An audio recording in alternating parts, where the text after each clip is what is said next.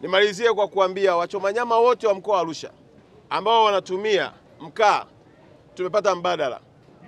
Wizara ya Nishati imeweka mambo mazuri na hatimaye sasa tunatumia nishati safi. Na majiko umeona ni majiko ya kisasa. Na hili limewezeshwa na Wizara ya Nishati kwenye upande wa majiko ili kuonyesha matumizi bora ya uchomaji wa nyama. Na nimewauliza wachomaji wa nyama, mnaona tofauti ipi? Wamenieleza tofauti wanayoona ni kubwa sana.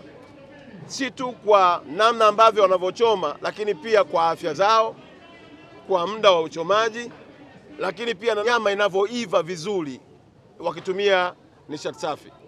Kwa sababu hizo na mimi nimeridhika ya kwamba baada ya hili zoezi wananchi mtakula hizi nyama zilizochomwa na nishati safi, mtaona tofauti yake.